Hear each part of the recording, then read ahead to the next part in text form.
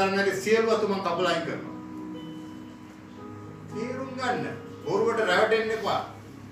සුරංගනා ලෝකවල ඉන්න එපා. පොළොවට පය ගහලා ක්‍රිස්තුස් වහන්සේ කියපු දේ හරියට අහන්න. ක්‍රිස්තුස් වහන්සේ ඔබේ ඉල්ලන දේ හරියට දැනගන්න. උන්වහන්සේ කියන මේ සේවයට ඇතුල් වෙලා මේ සේවයත් එක්ක ඉස්සරහට යන සෙනගත් එක්ක ලෝකාන්තිමේ දක්වාම ඉන්නේ. ඇයි ඒගොල්ලෝ වැඩක ඉන්නවා. ඒගොල්ලෝ රාජධානි වෙනුවෙන් එහෙම දුවනවා. රාජධානි වෙනුවෙන් මහන්සි වෙනවා.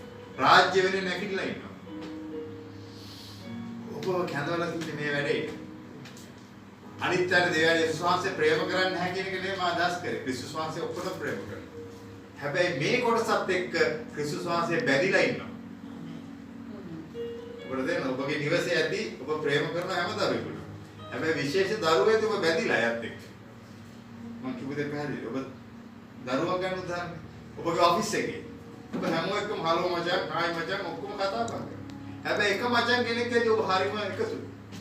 ඒත් එක්ක බැඳිලා දුක සැප බෙදා ගන්න ඔක්කොම කියන යත්. ඒ වගේ ක්‍රිස්තුස් වහන්සේ ගෝලියොත් එක්ක එකට ඉන්නේ.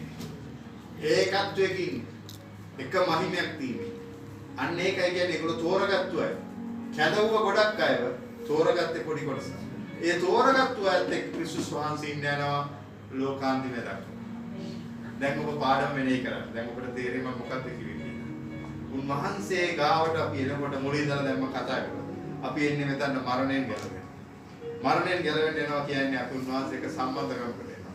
සම්බන්ධකමකට එනකොට කීකරුකමකට එනවා. කීකරුකමකට ආවට පස්සේ අපි උන්වහන්සේ කියන දේ පිළිපදින්න පුරුදු වෙනවා. අහන දේ විතර නෙමෙයි අපි ඒවා අපේ ඇතුළට දාගන්නවා.